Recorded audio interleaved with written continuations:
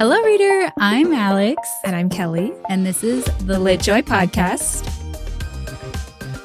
Today's episode is brought to you by our Valeris Bookshelf Alley. This is from A Court of Thorns and Roses, ACOTAR by Sarah J. Maas. Bookshelf alleys are these really beautiful three-dimensional light boxes that we create, and we made them to look like the shape of a book, so they just fit like an alleyway between your books on your bookshelf. They're beautiful. This one in particular features Reasend and Favorite at Starfall. It is one of our most popular items of all time, and so we're able to work with Sarah to bring it back into stock for a pre-order event. So the event is happening from January 24th to February 15th. It is just only in that window. We're collecting pre-orders before we place the order for this bookshelf alley. We wanted to make sure it was a pre-order so that as many people could get it as possible. And you can sign up to be on the wait list right now. If it is not the 24th yet of January, you can sign up for the wait list at litjoycrate.com/Valeris. That's VELARIS. That's where our wait list is happening. It's basically just a notify me list that lets us know that you're interested, and we will send you an email when sales open so that you can come and get your bookshelf alley.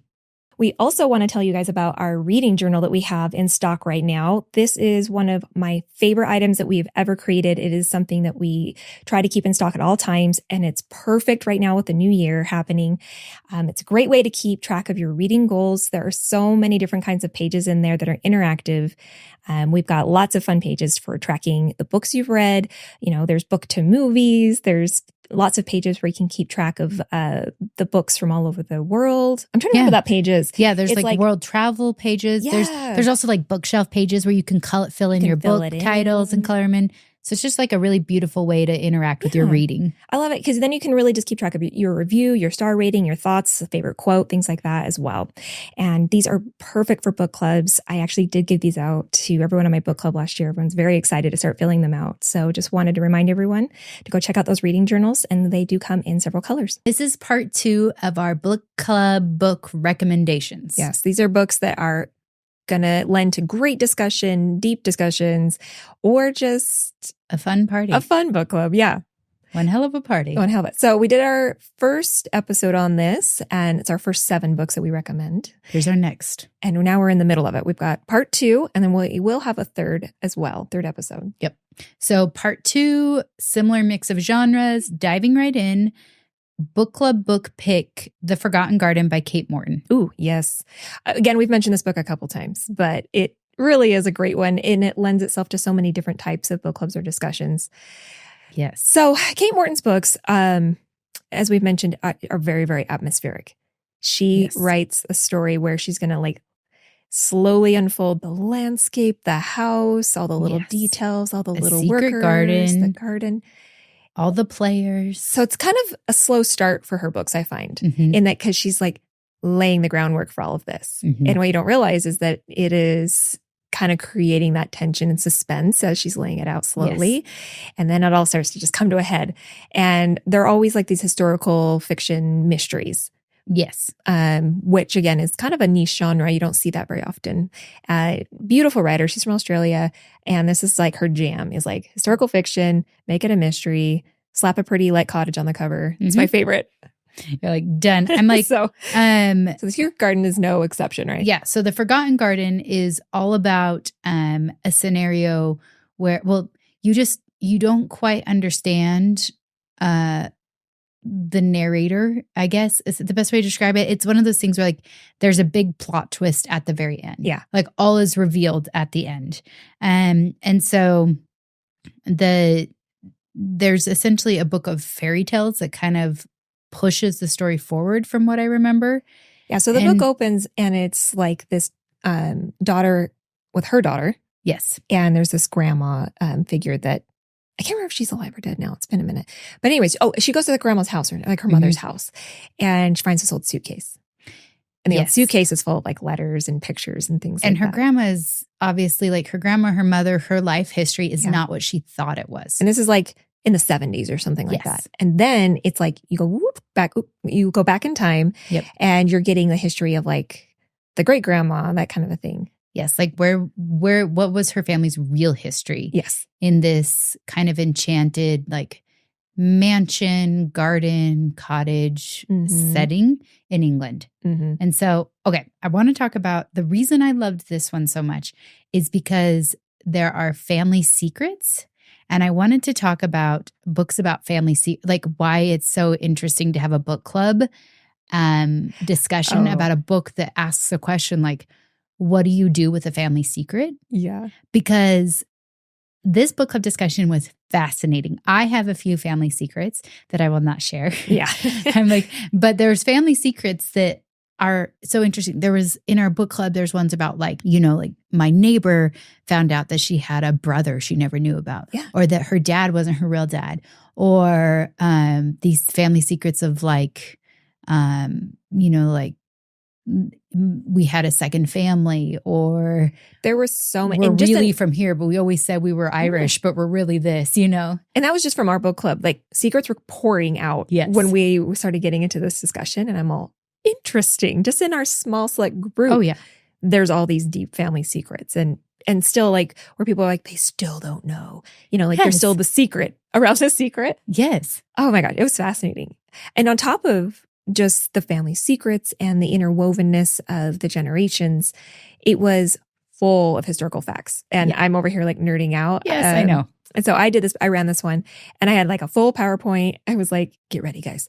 And what people didn't realize, possibly because, you know, they're just enjoying the story, is so much of what was written in this one was historical. It's based on actual things in that time period when it goes back in time. So it was fun to just kind of bring all those to light as well, to, I think, really showcase how genius Kate is in her writing as well, that she's so thorough in her research in incorporating all those little details into the book. She totally immerses herself in the story, but she has like a writing quality about writing personalities that's similar to Leanne Moriarty. Yeah. Where like, I love how Kate describes a character because she'll say something about like their facial expression or their response to something or how they would describe a smell.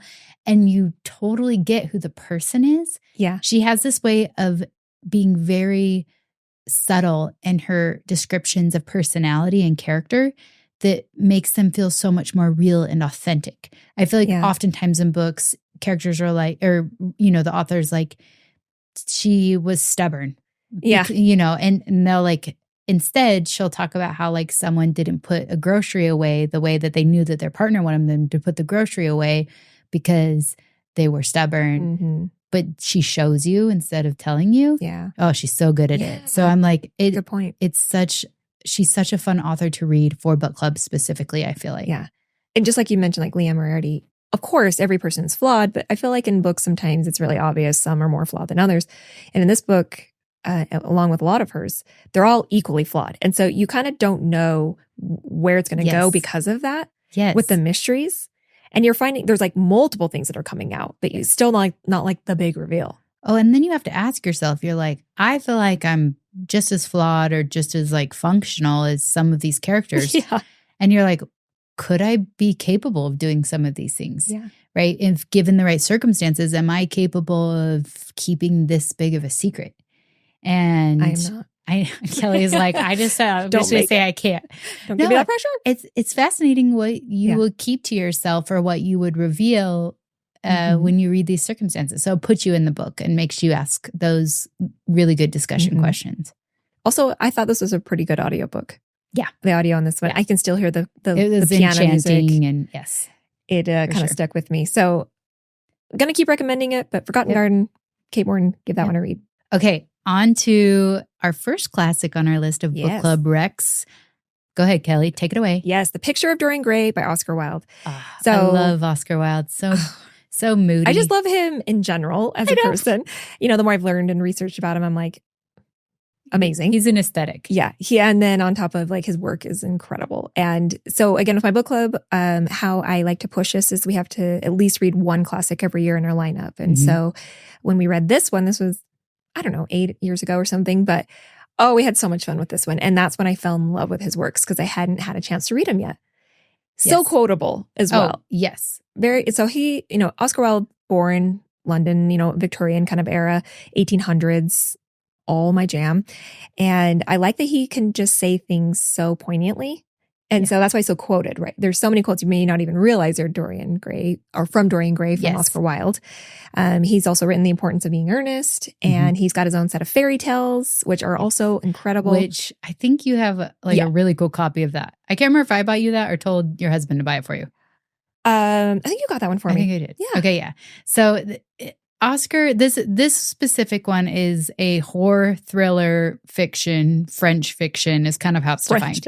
French fiction. It was like defined that way. I'm all cool. Okay. I love it. Oui. But there's a gentleman, Dorian Gray, and he is given this paradox, this situation where he will never age, but a portrait of him will. And it's not just aging, it is all of the consequences for his actions are reflected on this portrait, while he remains kind of this immortal, flawless, beautiful, flawless, like individual gentleman. You know, he is living a very morally hedonistic, gray, morally gray, hedonistic lifestyle.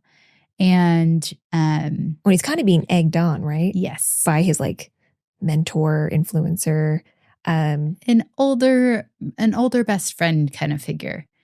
And he makes pretty, he lives a life of debauchery, like makes some bad decisions because he's in a position of privilege and he's been given opportunities and he doesn't make great choices with them. Because so how it starts is like he's so innocent, so sweet, just this kind little kid, basically. Yeah. And then he kind of comes under this, mentorship of, I forgot his name, is why it's killing me. But I know. This gentleman. And he's the one that's kind of pushing him to kind of like really live life and to just get out there and sin while you can and like live up life and the women. And it's almost like he's trying to live his life through Dorian, right? Yes. And then I can't remember how, but he gets his portrait I think it's it might have been gifted, but I can't remember the classic. It's written like a classic. So as you're reading it, it does have kind of these like meandering, like wandering prose. Like you kind of end up there's a few chapters in there where you're like, okay, like, and then it brings you back. So it definitely has kind of that like long-windedness that you see in a lot of classics, because that was such the writing style. But essentially it kind of comes back around that this portrait, I believe it was gifted to him, but we can do more research on that. The artist had a crush on Dorian. That's what it was. And like poured his heart and soul into this painting. And that's like the magic behind it, basically. And it's a beautiful portrait, but Dorian doesn't make great choices with the artist or with anyone. And it becomes this grotesque and decrepit portrait because it's showing what he's truly like on the inside. Yeah. And that's why it's this picture. And it's like horrific. It is so cool. And he hides it behind a curtain. So it has like all of these twisted, dark, like thriller elements to it. Yeah. Well, I know it's almost like a journal too for Dorian because you get the full arc of his lifespan where he's like innocent and then he's kind of coming into this like, oh, I can choose and have this power in my life.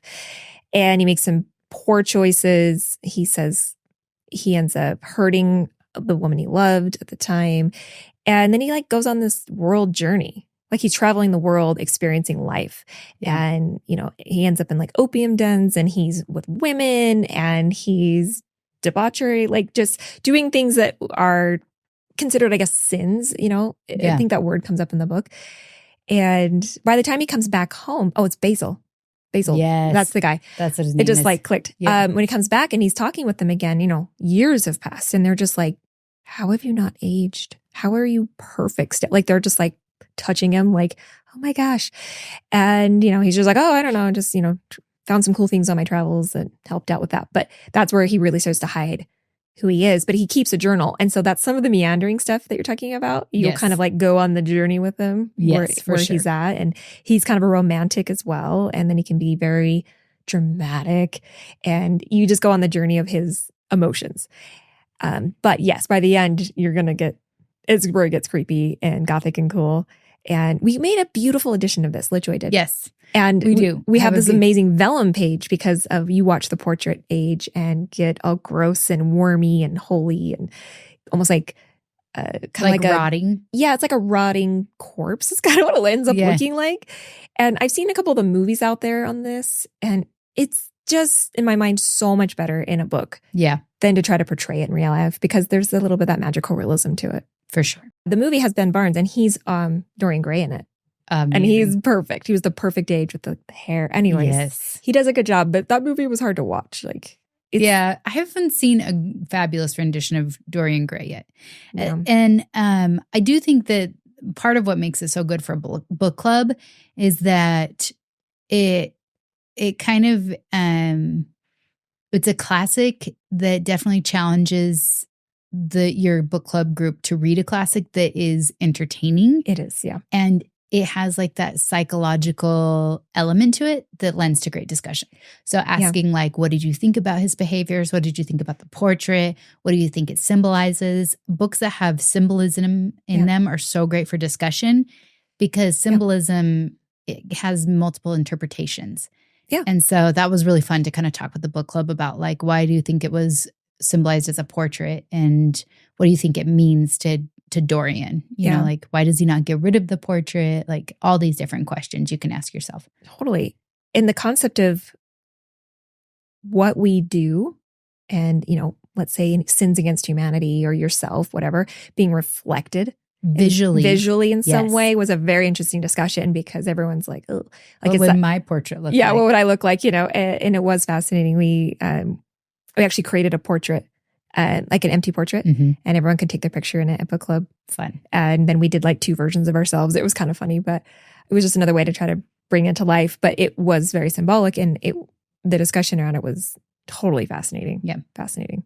Oh, it's just such a good one. I'm read it, guys. It's a great classic. Out of classics, this one is one of the most entertaining. You said it well. Okay. We're going to pivot to one of my favorite books. It's so good. Project Hail Mary by Andy Weir. Yes. I'm I will read the synopsis. I must. Stretching. Okay. Ready? Yes. Science fiction, space fantasy, adult thriller, technically what the genre is. I just think it is overall awesome. So, Ryland Grace is a sole survivor on a desperate last chance mission, and if he fails, humanity and Earth itself will perish. He wakes up and he doesn't know all of this to be true yet, right? He can't remember his own name. He doesn't know the nature of his assignment. Mm-hmm. He doesn't know why he can tell he's been asleep for a really long time. He finds himself millions of miles away from home. So he's not on Earth any longer, and all of his crewmates are dead. And you find this all out very quickly, right in the beginning of the book. He's he wakes up and there's dead bodies around him of his 2 crewmates, right? So you're you're immediately dropped into it.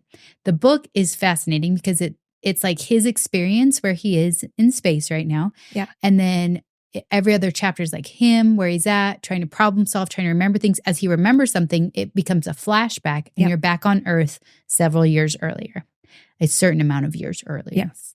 And you're learning about what's happening on Earth back then and why it's linked to what he's doing right now in space. It's an amazing vehicle to give backstory to the actual story while keeping it so entertaining in the moment. Yes. So the pressure of the moment's on. Yes. And it just builds the more his amnesia dissipates. Mm-hmm. It's so fun. It was incredible. I'm one of the funnest reads ever.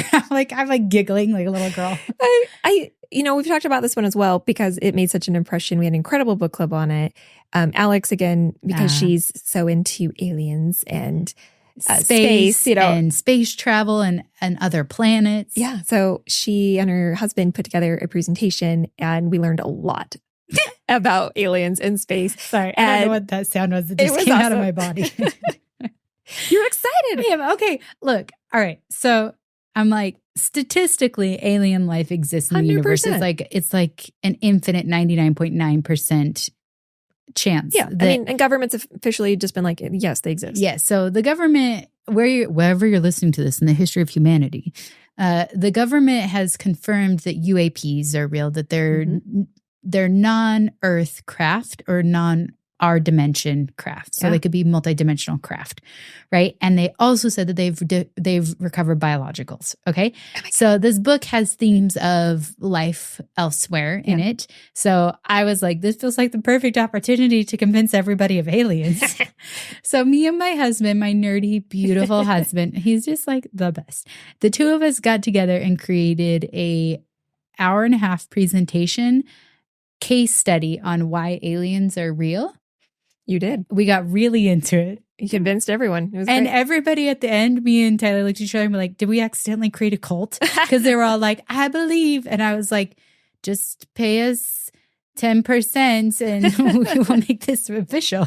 No, we're not starting a cult. We would be horrible at leading a cult. We change our mind all the time. But one thing that was so fun about it was the book led to like a completely engaging conversation. Yes. I mean, you could read this book and just talk about what it would be like to experience waking up in space. I think that that's just enough conversation to get someone through a book club. But the fact that it talks about like life on other planets, like from amoebas to actual like humanoids, you know, it is so fun to read. Andy Weir has this gift. Whatever he writes, it is so visual. Like I immediately see it as like a movie. Yeah, you're like, I'm in a space. It's cinematic. It's cinematic. Thank you. So it is very cinematic in its approach. And the other thing that I love about his writing is he's talking about some really deep science in all of his books. Yes. And astrophysics and things like that. And shocking that he brings everyone along for the journey in a way that is so palatable. Yeah. And again, genius, because the vehicle for that in this book was he is like a high school science teacher. Yes. So he has this broad knowledge of science that he can break down into bite-sized information that as a reader, you're like, oh, I mean, I didn't get everything, but I got the gist for sure. Yeah, I got enough of it to know what was good and bad. Yeah. Okay, so Ryland Grace, the main character, he gets his PhD in astrological biology, essentially. So like space, life in space, right? So what would conditions need to be in space for life to exist? So he has a PhD, like deep knowledge in biology and specifically like what biology you might find elsewhere. In space or like so living in extreme conditions, what we would consider extreme conditions, life can exist, right? Like extreme heat or extreme cold. Yes, like no light, like no light, right next to the sun. Like how does life evolve in our universe?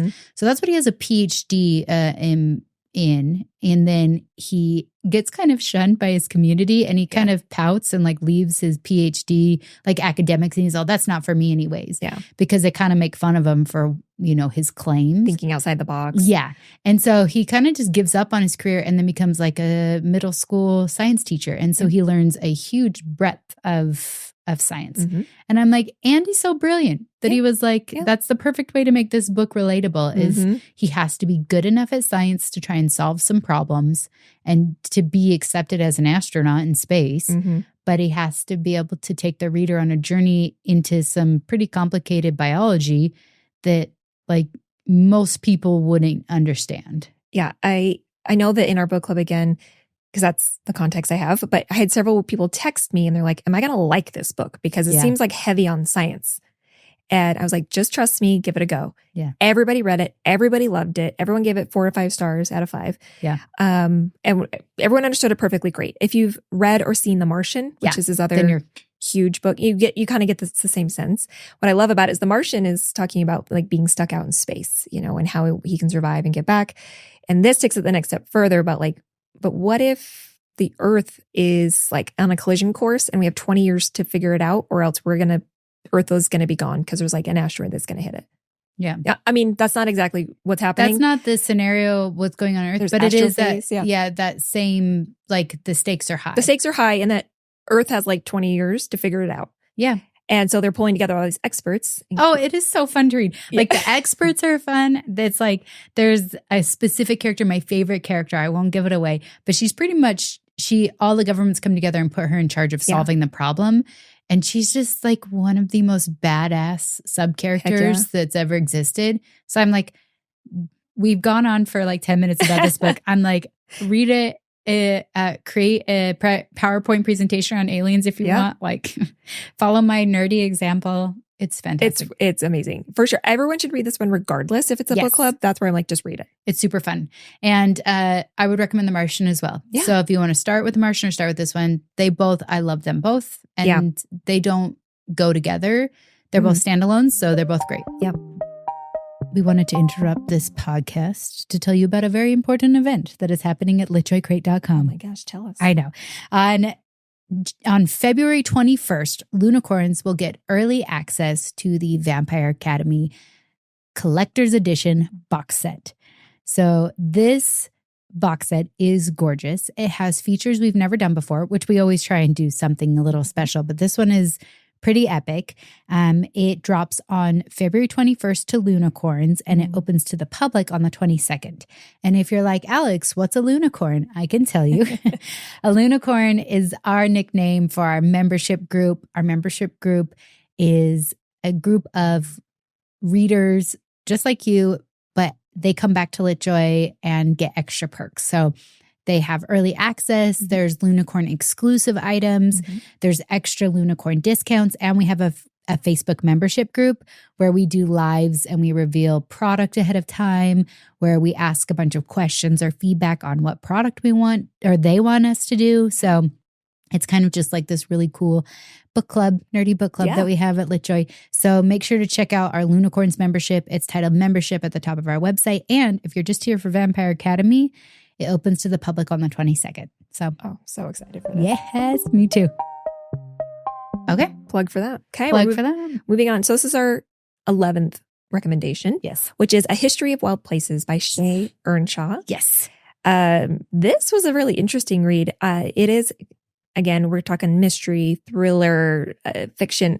It's got a little touch of magical realism. And there's some cult information in here, which was its own discussion.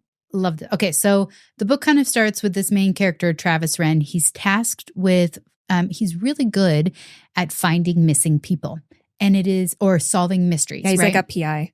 He kind of is, but here's the thing. There's this little element of magical realism in it where he has this magical ability that if he touches an object, he can visually see the history of that object. He gets like visuals of where it was, how it got there, who had it, that kind of a thing. I'm like, it borderlines magical realism, or somebody who just has that sixth sense. Yeah, like people who can really tune in to that other plane. Yeah, by being able to see, or feel something and experience a spirit that's attached to it. Yeah, so he's definitely like, the way it's described in the book feels very much like he's having a visual experience, like a vision of what's happening.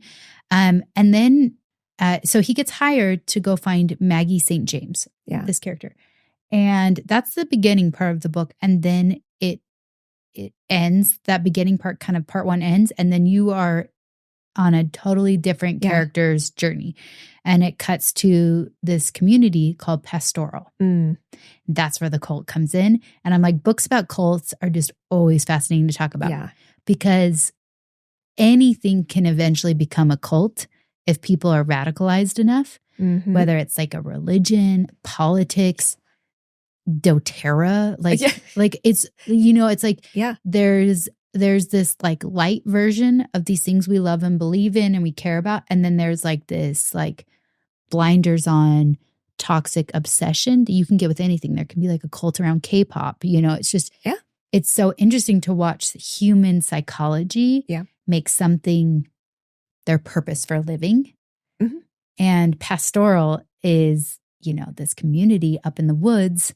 And it's like in California, like the woods in California or something like that. It's actually not that far, but it's just that they're tucked away and there's no society around them. Yes. And this guy Travis, who's like trying to find this woman who's been missing, it's like in the middle of winter, if I remember right. And his truck gets stuck in the snow and he just starts walking.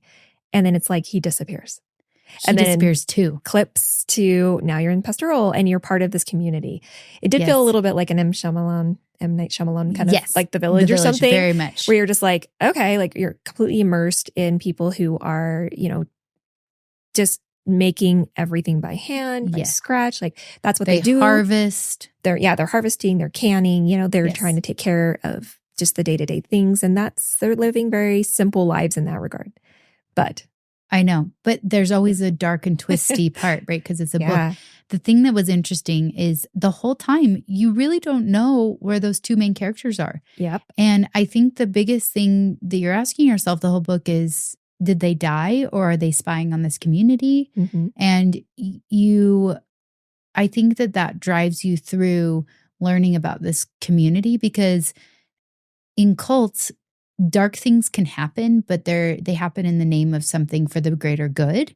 Yeah. And I think that's such an interesting defining element of a cult. And so you go on this journey and you like are very invested. That's what I loved about it, is because the way she wrote it, you 100% have to fall into that reality of pastoral.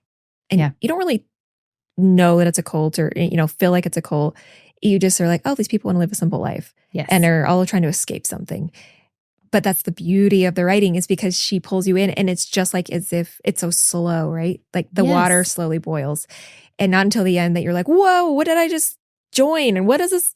What's happening here? Yeah. Because it was such that, just like a cult, right? Like a slow boil to at the very end, you're like, this is crazy town. Yes. But it is a slow and steady read in that sense. Yes. And at the end, you're just like, mind is blown. I know. And I think that the questions that came up at book club was kind of around like, okay, what are things in my life where like, is the temperature just being slowly turned up on some of these things? Yep. Or, you can, it shows you how just cults are made up of just like very normal people. Yeah. You think that you are so clever as a person that you would never be pulled into something that could be dark or twisted, or that could be, morally ambiguous. But it is so easy to have this cult-like thinking, especially with like technology, because algorithms are made to feed you the things that you like, and then they start to shape the things you like. Yeah. Because you give it a little attention, and then pretty soon your entire feed is, if it's something really toxic, you don't notice it because it's this slow integration of new content to you. And so we're if you have a conversation with a person one-on-one without knowing the things about them that you hate, you just see them as a human. But, things like cult-like behavior comes when you start to see people and tell stories about people, and it just becomes this toxic spiral. Oh, it's so fascinating. It was just an interesting study in a community and how much your community can affect you as well. Because most people are there for the community. Just, they're not like, we're in a cult. We're part of this community, and we all have the same ideas of how we want to live our lives. Yes. But the twist is in that, where I feel like we had a lot of our discussion, is how powerful your mind is. Oh, for sure. And also how powerful it can be to have someone who knows how to play with your mind. Yes, the manipulation of it. And that was incredible. And so that was like the other section that we like talked really heavily on, was the power of the mind and being influenced by things.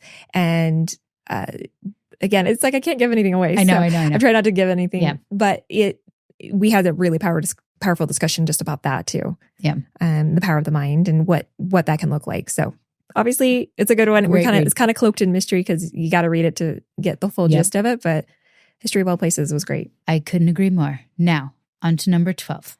Lessons in Chemistry by Bonnie Garmus. Yeah. Bonnie, by the way, is kind of like a later in life author. This is her first book, and I think she's in her 60s. It's an incredible debut. She's won so many awards. Oh, it's fantastic. Being made into a movie with Brie Larson. Lessons in Chemistry is historical fiction and feminism, I would say. But it's just a fantastic read. Highly recommend. Oh, yeah. So in this book, you're getting a character who's in STEM, but in like the 50s. So she's like a scientist in 50s, 60s era. Yes.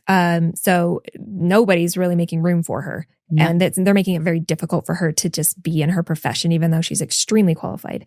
And so that's kind of where this feminism piece is coming in. And I believe she is autistic. Yeah, she definitely is neurodivergent. Yes. Yeah. So she just sees things clearly in her mind. It's kind of black and white, where she's like, I'm a scientist, therefore I should be getting these tools to do my science and to do my experiments. And they're like, not unless you lift your skirt up a little higher, basically, honey. All the men are being really sexist, and they harass her in the lab. And then there's this They discriminate against her. Oh, yeah. It was Yes. awful. It's so hard to read in that way.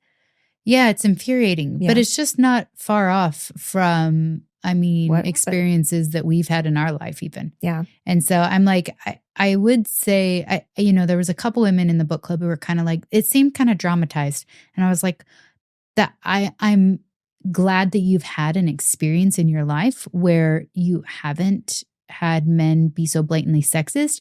That's not my truth. That's not my experience. And many of the women in the book club also were like, I've experienced similar things to this. Yeah. So it was difficult to read and that it was infuriating because I could relate so potently with it.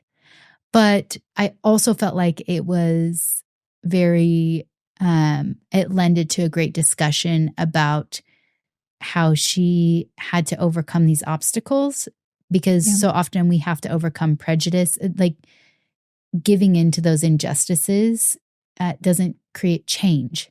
Yeah. And so she just didn't accept that this was her circumstances, that she would be, looked over for jobs, fired, not given awards, not given material. People stole her work. Yes. And labeled it as their own, which across history happens. All the time for All women. the time. And women have been written out of history for, thousands of years. So this is a topic we're passionate about. Yeah.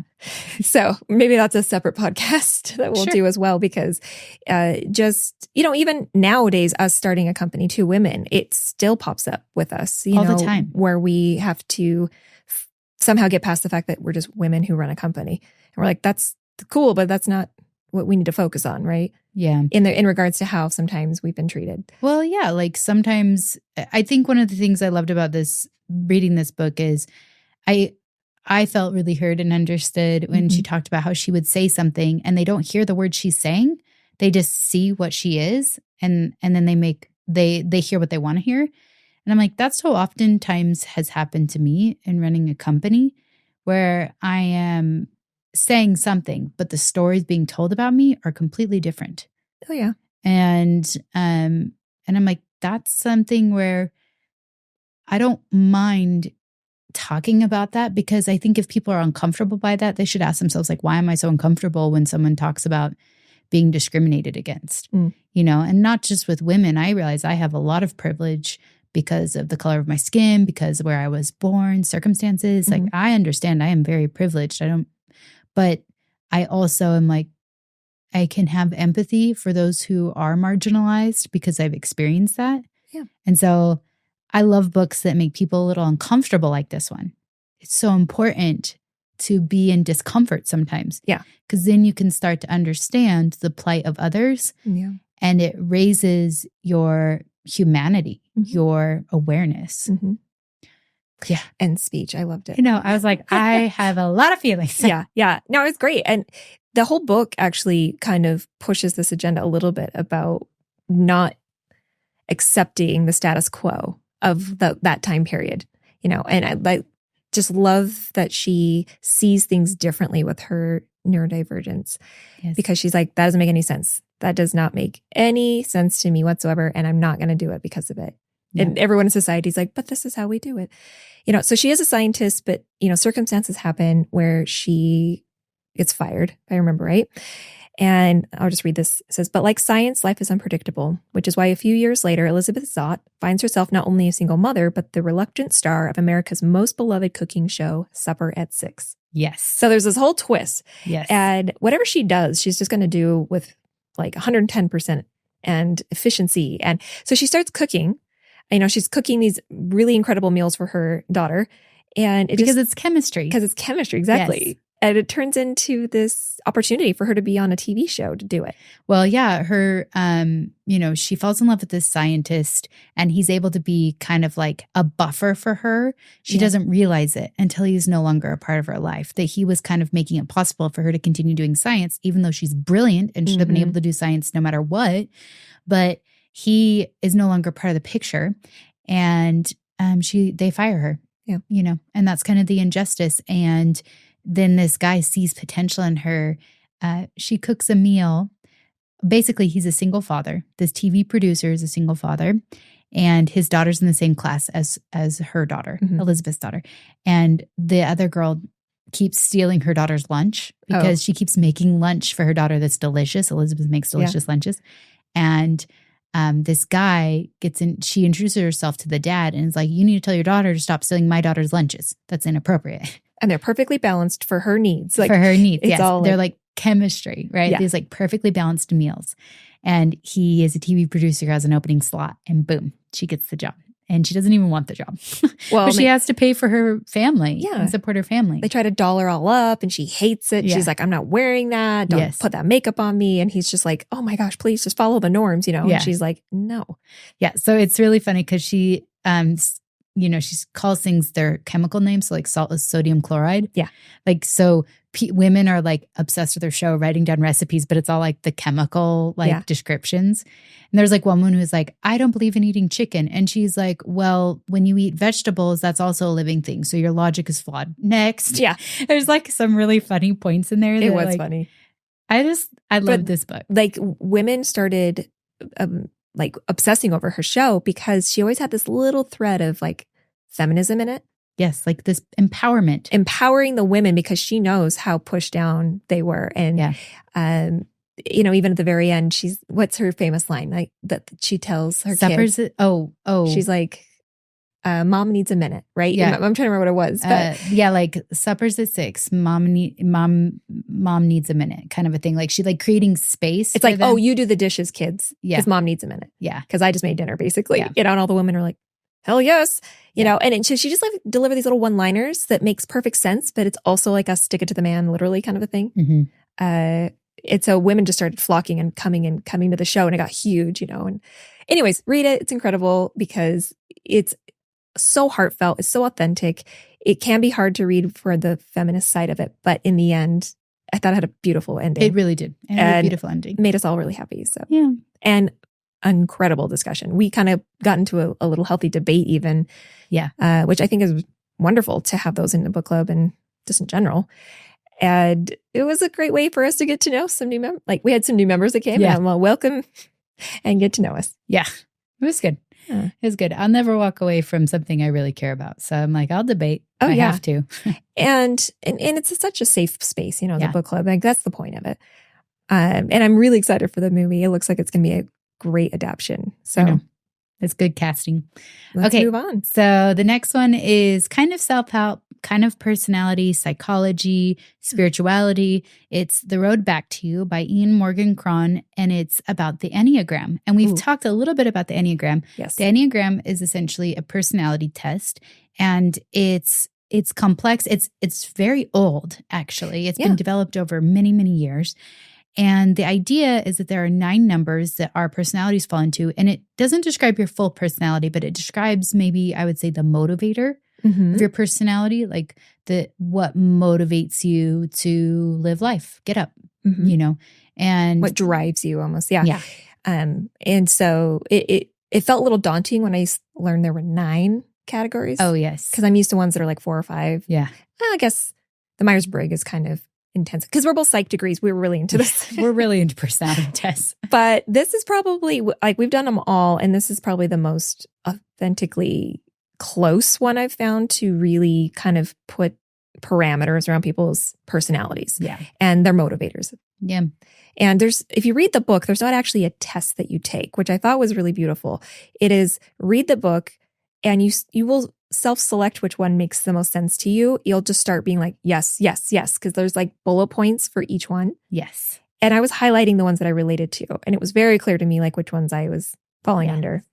And you sort of, in a sense, diagnose yourself, if you want to call it that. Of like a personality. Yeah. Yeah. What's interesting about it is a lot of people out there are like, there's a group of people out there are like, I don't really believe in personality tests. And I'm all, okay, so you're a 4. Like you kind of start to see patterns with how people even respond to personality tests that like reflect on the personality tests. One thing I do love about Enneagram, well, I guess just as a caveat to personality tests in general is like, I think that if you give them so much power that people discriminate based on them, then you've missed the whole point. The point of a personality test and this Enneagram book is to find a deeper empathy for others. it's if you can understand the drives, motivations, fears, weaknesses, and strengths of others, I feel like you can incorporate so much more compassion into your interactions with them. Like Absolutely. understanding people is so fundamental to EQ and like and just being a good communicator, if that makes sense. I think that's why I'm so drawn to them, is it gives me tools in my relationships with others.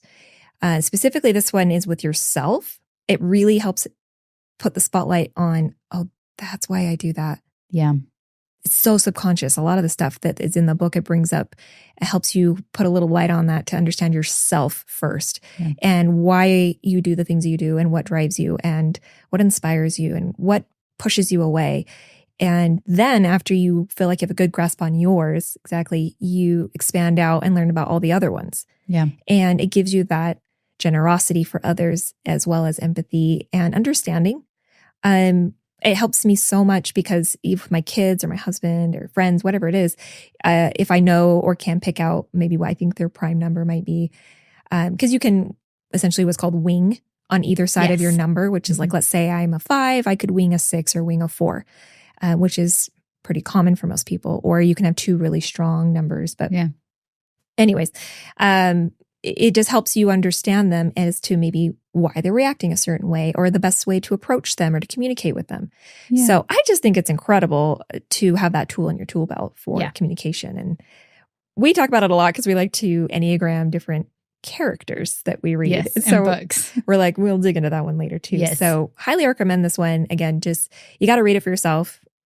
We gave you the general outline, but it's going to go through each of the 9 numbers and you will immediately start selecting out people that you know that you're like, oh my gosh, that is so, it so helps you so much. And I'm like, it was fun at book club too, to like, oh yeah. You're like, when people said their numbers, some of them we like, I knew as I was reading it, I know the book club members enough to know what numbers they are, but some of them would say their number. And I'm like, oh, I understand you so much better now. Yes. I feel like I can like that's what's driving you. Yes. And I feel like I understand where if we have a miscommunication or what motivates you or why you really love to do this one thing or why you talk about this a lot. And I would highly recommend reading it as a book club. And then also make note that it's important to not weaponize these kind of things against people. Yeah. And to be really thoughtful about personality tests. Yeah. Oh, absolutely. I'm like, I love, it's like the rainbow, right? Like you want all of them. Yes. And, be able to move through all of them that you interact with. And just because one number might seem overwhelming to you, don't villainize it. Yeah. So I'm like, to end this one, because we have one more to talk about. Should we share our Enneagram numbers? Oh, sure. I mean, mine's kind of a mess, but I mean, okay, so I'm in 8 wing 7, and I have my third highest one is the 2. I have a lot in 2. So mine is almost evenly split between 3, and so I relate to all 3. But I am a combo between a 2, 5, and 9, which is interesting because there's 3 different triads when you learn more about it, and I have one in each triad. It's like the heart, the gut, and the head. So I'm just a constant whiplash. Is what it feels like. I don't think so. But I have noticed that depending on the circumstance I'm in, I will kind of switch gears a little bit, but I feel them all really strongly. So yeah. So I like it. That doesn't tell you anything unless you know about the Enneagram, but now maybe you'll be interested to learn more. Yeah, for sure. Okay, the final one for this episode, The Silent Patient by Alex Michaelides. Ooh, this is a good one. This is just a great psychological thriller. Oh man. I always say this is like the gateway book to getting into the genre because I haven't found anyone yet who has not loved this book. Yeah. And so if you're like, I don't do psychological dramas or thrillers, I'm not into murder mysteries or whatever, I'm always like, have you tried The Silent Patient? Yep. Give it a go. It's amazing. And I'm excited because he's writing a new book for 2024. Yes, I saw that. So it was on our list. It was on our list for 2024 recommendations. Yes, that's right. Okay, so this is